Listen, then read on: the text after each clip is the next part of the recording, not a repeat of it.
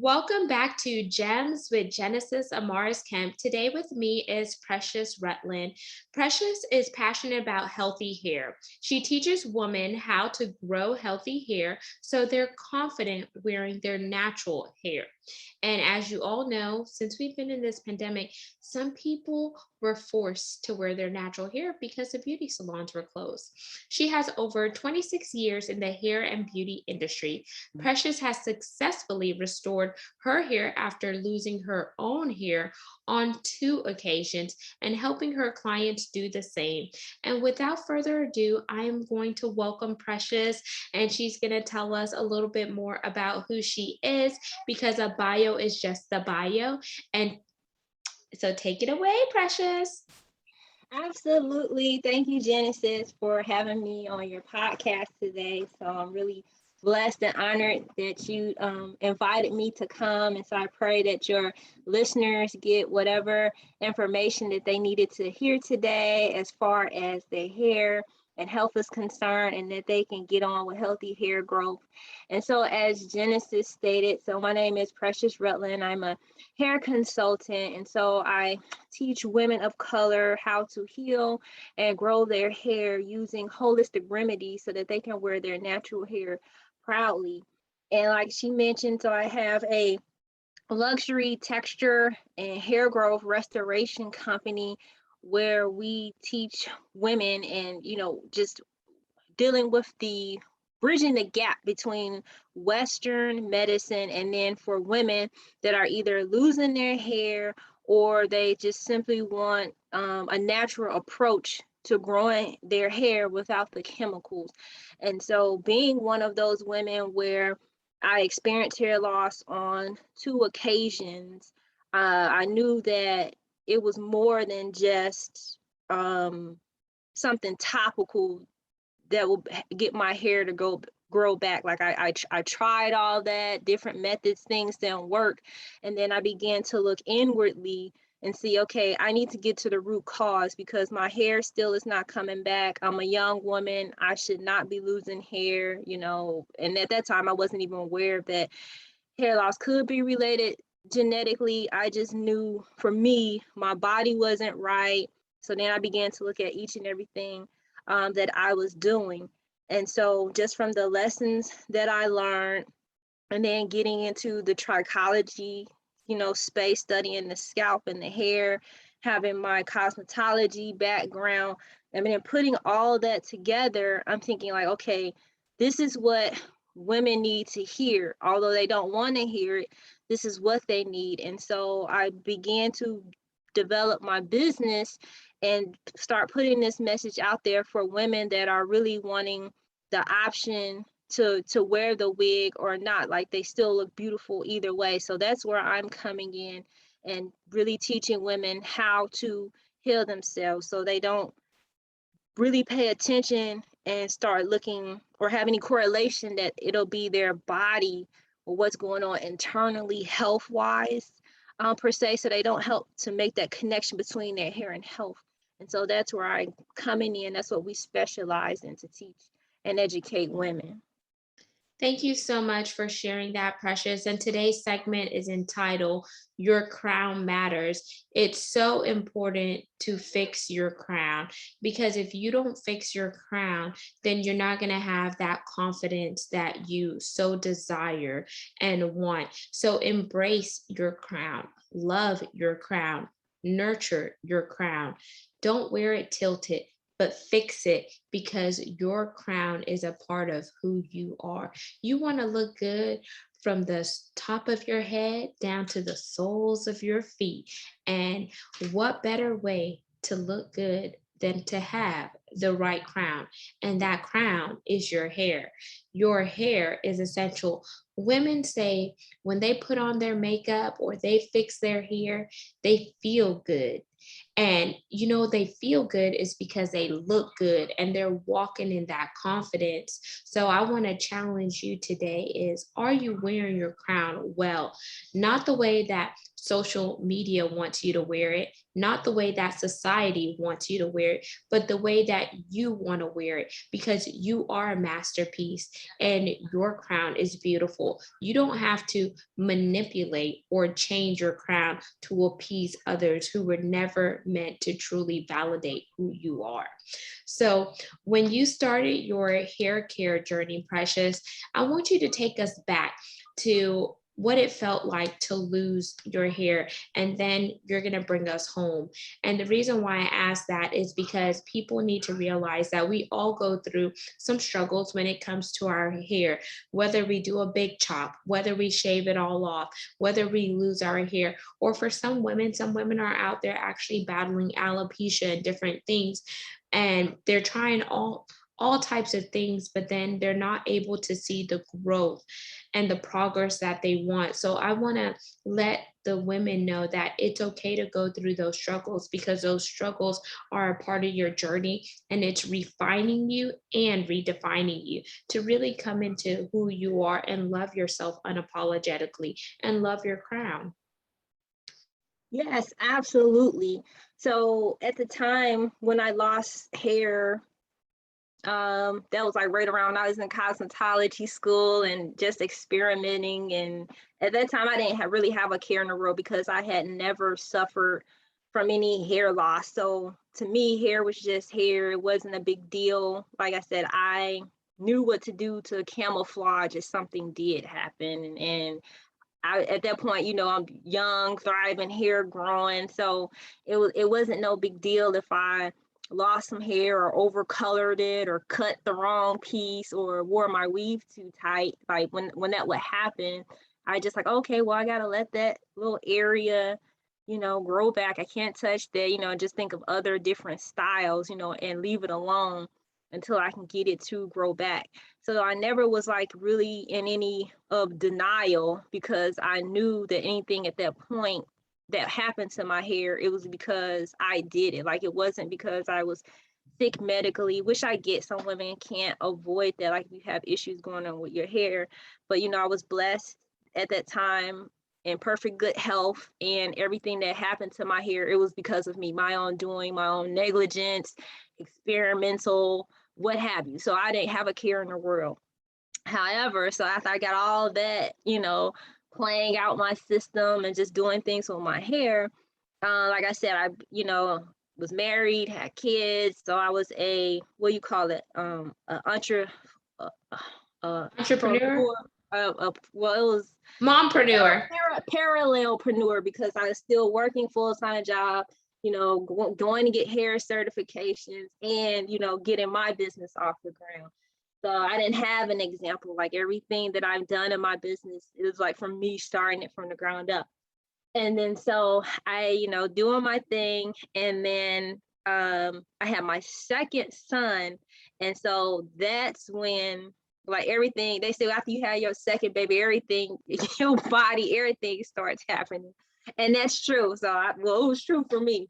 So anyhow, at that time, I had stopped the experimental, like, had all that out my system. And then after I had my son, I want to say maybe 9 months, maybe that year, the next year, like, I had lost hair, like, abruptly. Like, I had I will never forget, I had some Senegalese twists in my hair, and I went to take them out, and it was like the whole, like, hairline had come out, like it was just broke off, just like ate off. And then I think it was maybe like a little patch, like on the side, like was just gone. Like, it was just really fuzzy, just really, just, I was just like, oh, like at that time, I truly felt like what women experience when they experience hair loss. Like, you're very emotional, you're devastated, you're in shock, like, I can't believe this. And then for me to be a cosmetologist, but then this time I wasn't like doing anything, to make my hair come out. Like, I truly was just doing what I was supposed to do, hair care, maintenance, tying it up, shampooing it, like doing the whole regimen. So at this point, I was like, okay, well, what do I do? And then, of course, you start Googling, so then, and YouTubing. And then, so, I'm trying what some of the other YouTubers had done, and then it was, some of it worked, but it was just like, I still wasn't seeing that hair growth. And then that's when I ended up getting into buying all these different supplements, buying all these different hair products. And before long, like I had just a drawer full of this stuff, plastic bag, fill it up. And I had to just get a grip on myself and say, stop, Precious, stop. I had to really just stop, because one, it was eating up my funds, the extra money that I did have. And I'm like, how much more time am I going to continue to keep going buying these serums, keep buying these vitamins? It's not working. Stop. And I really had to stand still and get clear and really start looking into, okay, what have I been doing? When did the hair loss, like I had to just put together my own puzzle piece. And then I had to start looking else, okay, well, what else is going with me? Because hair just doesn't come out, be coming out. And so as I began to really just honor and accept where I was, again, I had to accept it. Like I didn't do none of that denial stuff. I had to really accept, okay, there was a problem. And what I really like about just myself, it has always been within me, is I always address whatever it is, the problem, as soon as I can. So I can't let it fester, which was good on my part, because the longer you wait to address your hair situation, whether it's 3 months down the road, a year, the longer you risk your hair being fully restored. So I never was one of those people to wait. If something happened, I'm like, own it. Okay, let me see what to do, address the problem. And so like I had my knowledge, I had been studying, and then I was like, okay, this is now, I'm a trichologist, I'm a cosmetologist. I was like, now I need to look at something else better, because this isn't working what I'm doing. So then that's when I started getting into the holistic side of things and really tapping into the alternative health, because at that time I also had other things going on with my body. So not only did I lose my hair, but the doctor, of course, I was going for my annual checkup, so they diagnosed me as obese, because I was overweight. I never got the baby weight off from the first baby, so that was against me. Then I had high blood pressure, because again, I wasn't satisfied with my life. I'm parallelpreneuring, so I'm working probably almost 60. Well, no, yeah, so working probably about, my full-time job was 40 hours, so I'm probably pushing about 50 to 60 hours, because I'm studying, I'm trying, get my own business off the ground. So it was just a lot. And then I'm raising kids in the family. And so I already knew that I was under stress. So that was against me. And then I wasn't eating right, fast food, wasn't really doing exercise. Like I wasn't really doing my self-care and what I needed to do to be whole, because here I am, I have all these degrees, because my background is accounting and business, but I was like, that ain't what I want to do the rest of my life. I want to do hair. So, I'm battling with that whole thing, because that's what I wanted to do when I first graduated high school. But then, you have that, your parents talking in your ear, and, back then it's like, go get a job, go get job security and get a degree. And, I'm pissed off, because now I got these student loans, I got extra debt on my back. And so it was just that whole mentality there, because, I'm like the first one out of the family to go to college and actually push through. And it was like, okay, I just really got those degrees so, they can shut up. But at the same time, I got it so that I could fund the dream, what I really truly wanted to do. And so that's how I ended up getting over into this space, and was able to get like my certifications and start going into the holistic side and getting like my certifications and all this. So it was a blessing and a gifting at the same time. So it was a lesson learned. Everything worked out. And then also, with my health, the doctor had diagnosed me as pre-diabetic. So I was obese, high blood pressure, pre-diabetic. And so I began to see like the same path and issues that were carried along in my bloodline, because my mother had suffered from those things. And then the doctor had put me on pressure medication. And once you start, putting yourself on these medications, it's difficult to get yourself off. And so I looked that doctor straight in the face and I told her, I said, you know what, I'll do this for a little bit, but I was like, I'm not going to be on this for a while. I'm just like, I'm not going to be on this for the rest of my life. And she's like, okay, well, show me. And that's what I did. So that's when I really began to really buckle down and, get strict with myself and doing what I needed to do to get the weight off and really get my blood pressure and just my whole health functioning. So in the midst of me doing what I needed to do, my self-care, eating right, exercising, working on me mentally to heal, generational wounds, things that I hadn't dealt with in the past, that's when the light bulb went off, because as I was healing myself, that's when I noticed like my hair started coming in. Like I was drinking my water, eating healthy. Like I had to switch to, I guess, like plant-based for a little bit, like, and really just watch my, my veggie and meat ratio. And once I started doing that, and I'm looking at my body, my skin looks better, the weight's off, and then like my hair, like it was just coming back in. And that's when I was like, oh my gosh, I'm like, this is the key. And I'm like, how can women not know this? And so that's really been the driving force for me to really get in my business and start really looking at the health and the hair for women. And I was like, that's who my ideal client is. That's who the working woman that I want to talk to, because that's where we are. I'm quite sure there's other women out there like me, and they're working, they have a family, but then yet they have all these other issues that they're battling it, whether they're trying to get that next promotion, they're fixing their hair a certain type of way because they want to be able to go in and look, like you said, good for the job.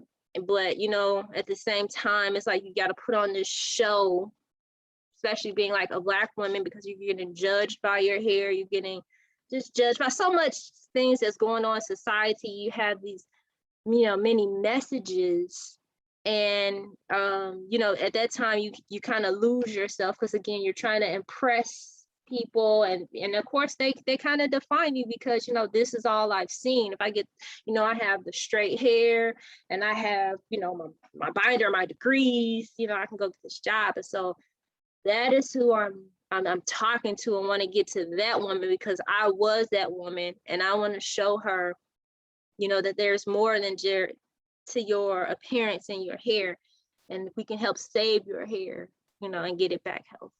And that's beautiful, because I feel like once you are well internally, then externally you're well as well. And once you stop putting the compounded pressures of the world onto you, then your body is not breaking down. And when you separate yourself from the rest of the pack, then you really begin to take on your own identity. You really begin to appreciate your own crown. And like for me, I'll give an example. So I spent 12 years in the oil and gas and energy sector, and that's the good old boys, male dominated, ran by Caucasian, or some people say white boys club. And I did not see a lot of women that looked like me. So I was always doing Dominican blowouts because I didn't want to put any chemicals in my hair. So I would go to the Dominicans, get my hair blown out straight. The heat is hot because that's how your hair gets really straight. And they use the round bristle brush. And I'm elaborating for those who may just be listening or watching that's not aware of what a Dominican blowout is. They don't use keratin or anything. They just wash your hair really good with the Moroccan oil shampoo or whatever shampoo. They put a good conditioner or a hydrating mask, since it is a lot of heat, so your hair doesn't get damaged or broken off. And then in between doing those, I would do hot oil treatments, because I really wanted to make sure that my hair was getting the proper oil balance, and I didn't want the heat to break off my hair. And then whenever corporate America and I broke up in February this year, I started to wear my hair curly because I no longer had to look the part. Because sometimes when you work in a corporation, they don't want you to look a certain way because they know that you're the face that goes to represent the company in front of executives, C suites, and whatever. But if I was born with curly hair, I should embrace my curly hair.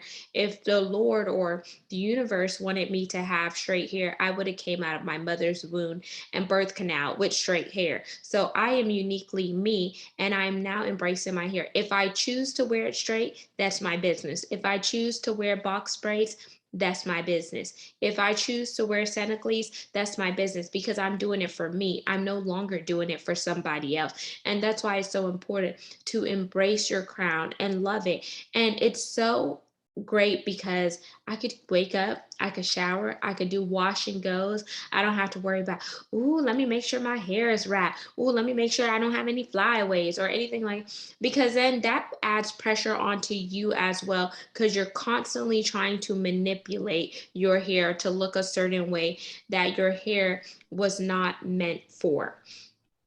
And so you have to have some versatility with your hair, but you also have to know, okay, what nourishes your hair? What works for your hair type may not work for somebody else's hair type. What works for their hair type may not work for you.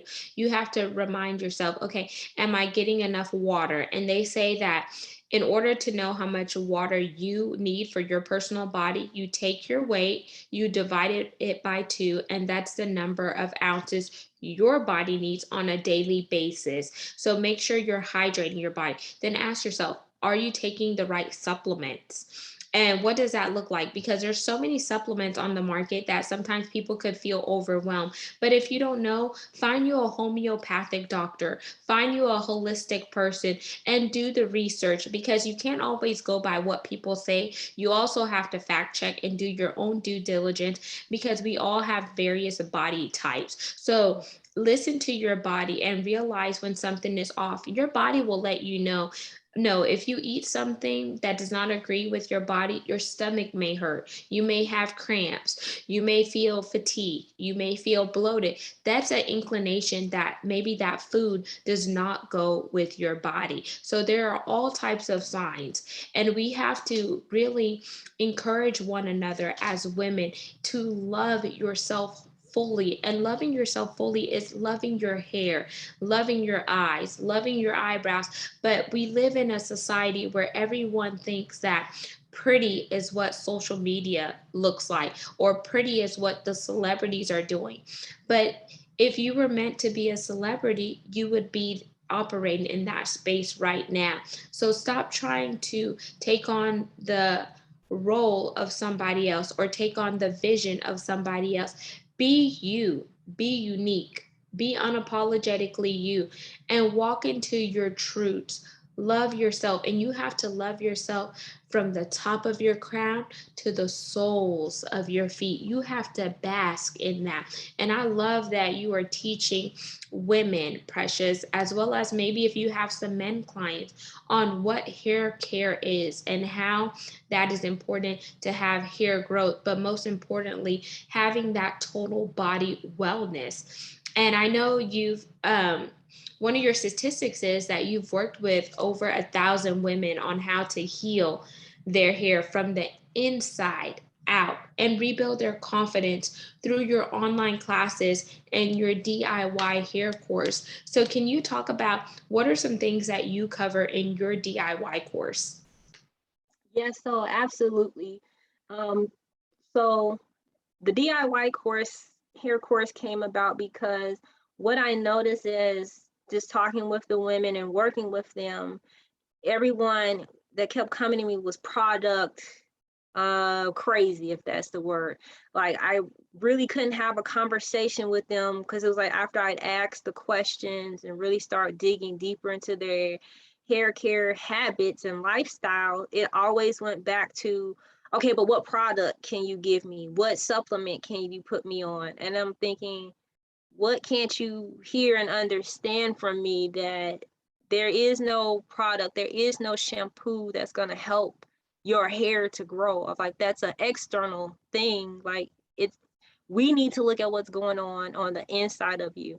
So that DIY hair course came about because it needed to teach women, okay, here's the products that you need in your hair care regimen. You don't need to have, 10 to 20 products putting on your hair every day, and it's, irritating your scalp, drying it out.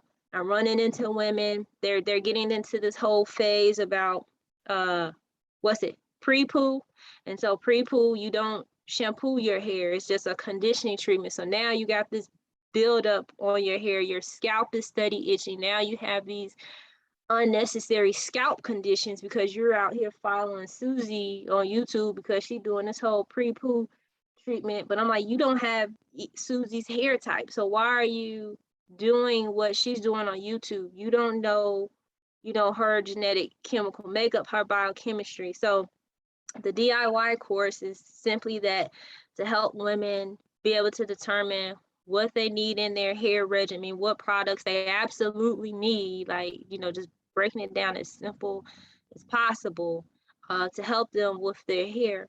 And then the other classes, they get off into from, self-care and wellness to specific topics dealing around hair. So for instance, if you're transitioning out of a wig and you want to wear your natural hair, I have a class for that. So it's really tailored to what the women are going through. And so the whole time, again, like we're talking about the basics of hair and teaching about the hair structure and hair growth, but you can't overlook the emotional component that's going with it, because from there, that is what's going on internally. Because if you're fatigued, you're depressed, you're dealing with this anxiety, all that is setting off chemicals and throwing off your hormones, which is then throwing off your hair cycle, which is then pushing your hair into the catagen phase, where it's slowing your hair growth down, and eventually it's taking you to the telogen phase. And so the telogen phase, that's the last phase, that's the shedding phase. That's where you're starting to see all this hair continually to come out, because it's a whole spiral effect, because you didn't take the time which you needed to do to heal inside, deal emotionally, start doing what you needed to do internally to help your organs, to help your thyroid, to really help your body with your hair. Because as women, as you get older, then you're dealing with menopause. And so I do have menopausal clients. And so it's like finding that balance for them to help to stabilize their hormones so they don't have to get on hormone replacement therapy and do things the natural way, to still balance their body, balance their organs, and still get the nutrients that their hair needs so their hair can grow.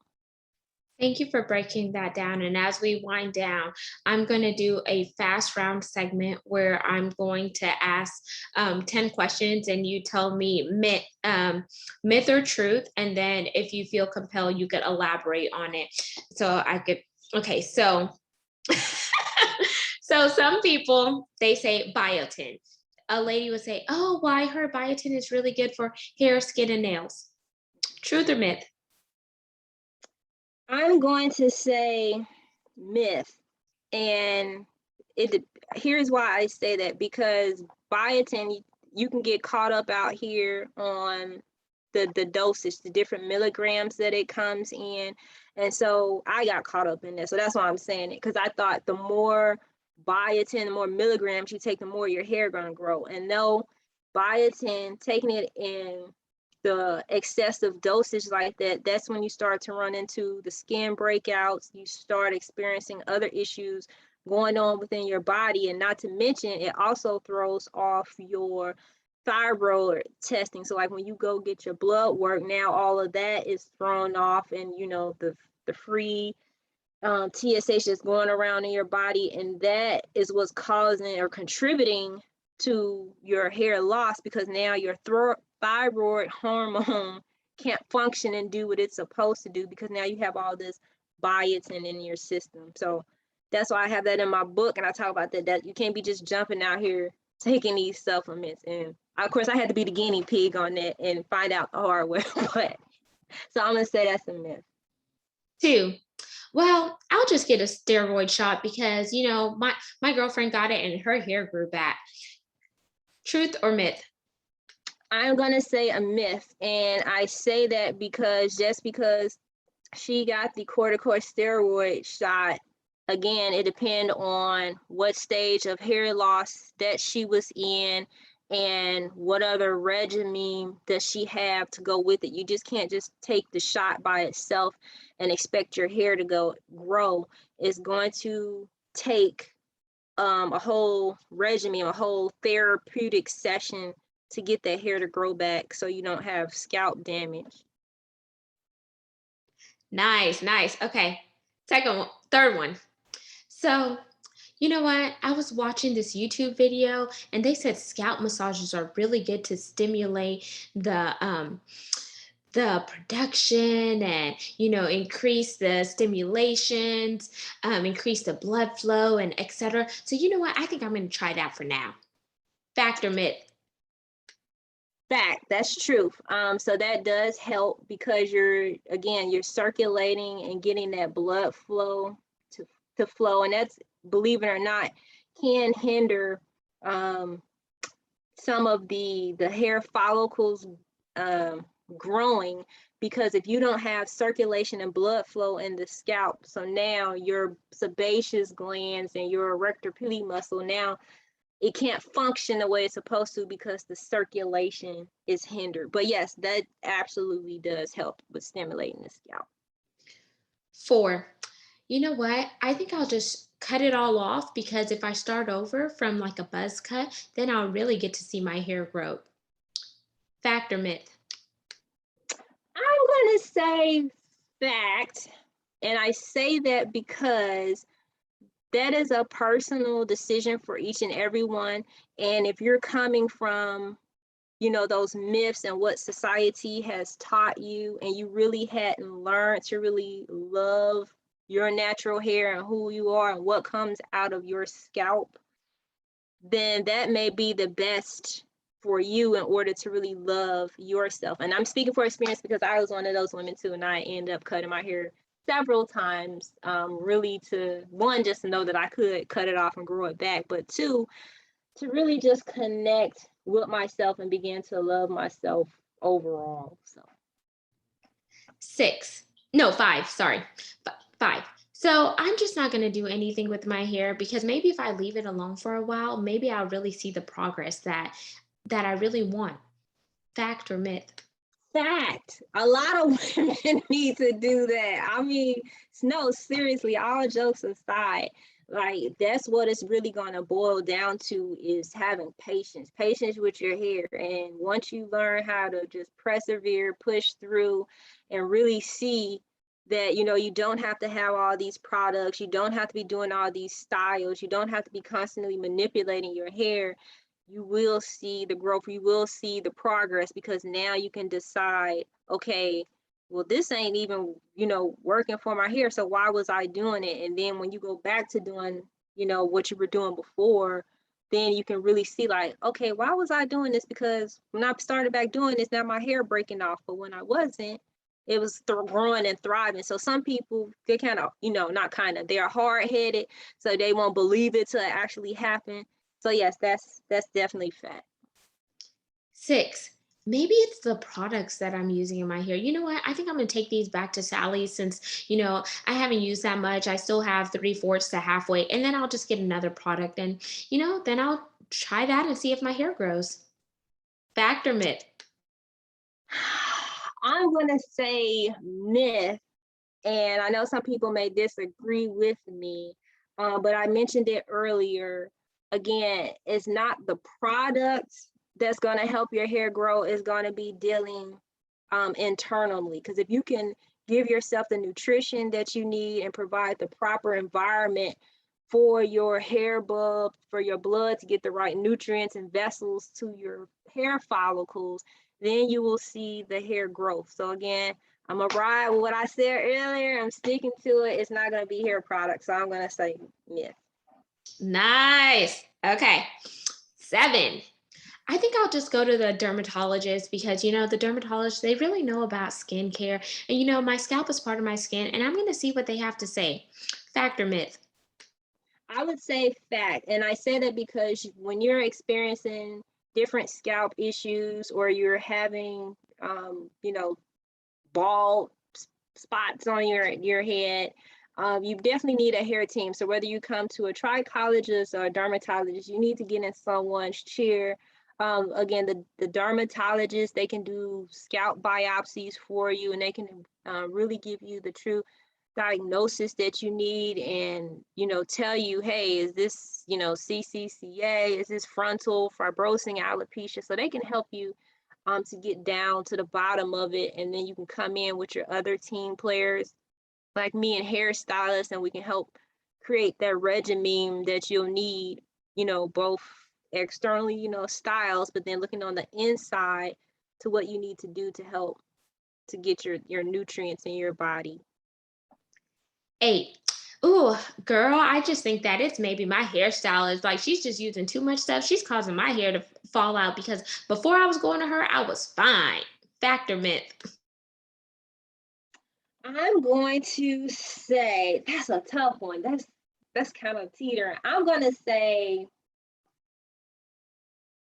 myth because first of all, that's going to be another topic. We're probably going to have to do another podcast on that one because we had a big debate about that. But I'm going to say before you even go to your stylist or whoever you're going to have doing your hair, that's on you as the consumer to research and do your due diligence, and not just really looking at what somebody has on Instagram and just seeing some pictures because, oh, she laid Genesis hair, and she got Genesis hair so straight and so fly, I'm finna go to her because she know what she doing, and she know. No, ma'am. And just because Genesis got her hair laid, you don't know what Genesis regimen is. You don't know the state of her health or what she's doing to even get to that space where she is, and she can't have her hair fly like that. So I would say you can't put the blame on or say, well, before I came to Precious, my hair was doing fine. No, ma'am. Because what are you doing at home in between your visits? Like, let's just be real about it. And we know there was really a big debate about that on YouTube. Girls were just going in because they're getting fed up with stylists. And I was kind of at the point where I can see where she was going as a consumer. But I'm thinking, like, at the same time, you're spending your money. So it's up to you to do this due diligence and not just looking on social media and Instagram and going with the first whim of hairstyles that you see because somebody laid their hair. No, you need to do further research, and then also make sure you're doing your part at home to take care of your hairstyle until you can get back into that salon again. So you don't put that blame on the stylist because you didn't do what you were supposed to. But that's a whole different story. You just gonna get me on a soapbox now. You just gonna get me heated. So 9. You know what, girl? I ain't got time for this. Like, I'm trying to go out. You know what? I'm just going to stick to my weaves until my hair grows back, or I'm just going to slap a wig on. Fact or myth? I would say fact. I mean, again, this is how you choose to wear your hair. But I also just want to put this caveat in there and just say, okay, even though you're slapping that wig on or you're going to do the weave, make sure that you're taking care of your hair. Just because you can slap that on, and don't think it's just a protective style. A protective style means you're still taking care of your natural hair underneath. But I think it's fact. Rock what you want to rock. 10. Bonus question. So this is a question where you can ask me something that you want to know. Yes. So I know that your background is with your book, like you just mentioned, the chocolate drop in corporate America. And I'm just so, again, grateful that you put that book out. So you kind of touched on about it earlier, that you were going get into Dominican blowouts and, you wanted to look a certain way. And that's kind of how we talked about our title today with the whole crown, similar to like the Crown Act. But can you just go deeper into like the mentality, like what were you really feeling like while you were at that corporate job, as far as like where were you at mentally, like, because I know, can you just elaborate more on that, because I just truly believe like more women are out there and they feel just as you were, in that mental space about the hair, and and you're in this predominantly male environment at work. So can you just touch more on that? So mentally, I felt drained. I felt like I couldn't be me. Like I couldn't be Genesis because I was so busy trying to live up to other people's standards. I felt like I was doing something to mask who I was. And when I say mask, I was manipulating my hair so I could fit the part, so I could look in, so I could climb that corporate ladder. Because sometimes people, well, not sometimes, most of the times, people judge you by your outward appearance. They don't care that you're qualified. They don't care that you have the experience, the degrees, or whatnot, but they see you as, oh, she's that Black girl, or she's that brown girl, or she's that one that's different. And when you're the only one on your team that is melanated, that chocolate drop, it's like you have to be ahead of the game. You have to work twice as hard, not only to be heard, but to be seen. Because sometimes they see you, but they don't hear you. Other times they hear you, but they don't really want to see you due to the way that you're looked. So you try to make sure that you're looking the part. You try to make sure that sometimes you even code switch, which means that you're changing the way that you talk to fit in, even though you really want to say something else, but you don't want them to say, ooh, she's aggressive, because they love to say aggressive, or, oh, she's a B, or, oh, she's an angry Black woman, when in actuality, you're just very passionate about the subject matter. But then they confuse your passion for aggressive, or they have these different microaggressions because they don't know somebody else that looks like you. Or whenever you switch up your hair, they're like, oh wow, you put in box braids? Is that your real hair? Oh, can I touch it? And before you even answer it, their hands are already in your head, as if like your head is not a part of your personal space. And I can't remember the last time I asked, one of them, oh wow, you got highlights, lowlights, balayage? Is that your real? Wow, it grew overnight. Can I touch it? No. So there's like double standards. And so you have to be on. So that drains you mentally, physically, and emotionally. I was in a state of mind where I'm like, okay, not today. And I'm like, oh man. So then you really just try to pull yourself together because you don't want to explode, because sometimes they're doing little things like in the form of microaggression to see if they could push you to the limit so they could check, oh yeah, see, I knew that she was that angry Black woman. I knew she was aggressive. They want to do these little tendencies to see if their label is fit. But what is the saying? What?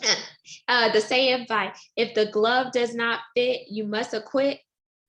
Oh, no, I haven't heard of that one. Some statement like that. So then it's like you have to work, like it's constant work every single day. So it's like you wake up early so you could fix yourself up. You make sure you go through your closet, make sure you try on certain things, because sometimes we, as melanated chocolate drops, sometimes we have more curves than others. Some things just fit us a little bit differently. So if we have a behind, a rump, or that booty, like some people say, you can't wear certain pants because then they're going to say that you're showing off too much. Or certain tops, like I'm not chest heavy, so I have nice gumdrops or whatnot, but then you don't want to make sure everything is super tight, because they're like, what, oh my gosh, did you see Genesis today? Her booty was just all over the place. Her breasts were poking out. I don't even think that's a work appropriate. So then they're calling you in the office. Genesis, I just want you to be mindful of what you wear because, it's bringing a little bit of unwanted attention. So just next time, just watch that. But then you see a girl over there and her skirt is way above her knees. And why would she climb the stairs with that? Because then you could see all her assets hanging out. And it is just ridiculous. So it's like these double standards. All of that is a part of the way that I was feeling because I'm like, did she really call me into the office to talk to me about my dress code? There is nothing tight around it. I could show you tight. I could Yeah. show you skin tight. These are not skin tight. This is New York and Company. This is this size. Like, and I could show you, like, if you don't want my hair to look professional, I could show you what my hair doesn't look like when it's blown out. And we could really talk about if that's professional for you or not. So there's all types of things that get you to a point where you're so weighed down where you have to wake up and smell the coffee and say, enough is enough. I am tired of this double standard. I'm tired of the microaggressions, and I'm tired of this political stuff because it's always political. There's always, they always have politics in the office. They always have a way to try to divide the people, and they always have a way to make it feel as if you're the problem when in actuality they're the problem because they're not educating themselves on other people's races, other people's religion, because there are some women who have to wear the hijab because that's their religion. They're not educating people on so many things. But then whenever you call them out on something, they're like, no, that's not what we meant. And I'm like, yes, that's what you meant because you didn't do your research and your due diligence. So that was a long way. There's more to unpack, but we will definitely have to have another segment.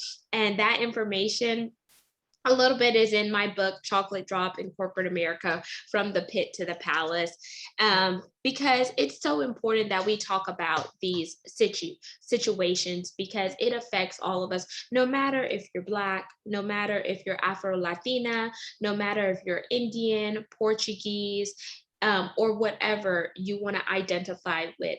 We have all faced some type of microaggressions. We have all battled with our personal crowns, which is the hair on our head, because we're always trying to do something to just fit in, whether it's highlights, lowlights, balayage, Dominican blowouts, dreads, locks, because some people say, oh, I don't have dreads, I have locks because my head is not a dread, or whatever the case may be. Wear your crown to suit you. Don't wear your crown to suit somebody else. And Precious, I know we went over the time commitment, so I want you to close us out with saying once again who you are, how the listeners and viewers can connect with you on social media, and leave your personal contact information so they can reach Precious Rutlin. Yes, absolutely. And that's wonderful. Again, thank you guys so much for having me on your show today, the podcast. And for those, again, that just came on, my name is Precious Rutlin, and so I'm a hair consultant, and I teach women of color how to heal and to grow their hair using holistic remedies so that they can wear their natural hair proudly. And I do have a community. It's called the Black Women Hair Haven. And so this community is where you guys can come and really just express yourself and communicate with other women like yourselves that are looking for ways to not only just talk about, issues that's going on with the hair, possibly the workplace and what you're feeling, but also to get, tips and just really to educate yourself on what you can do to grow and to heal your hair from the inside out. So you guys can go to www.blackwomenhairhaven.com, and all that information will be there. I am also on social media, so you can just go to YouTube and just type in Precious Rutlin Consulting. It should pop up. And then I'm on Instagram at Hair Growth Consultant.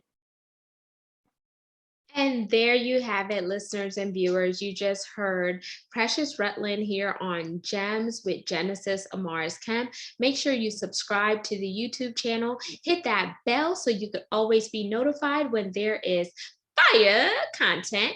And for those of you who are listening by way of audio, make sure you subscribe to whatever platform you are listening to.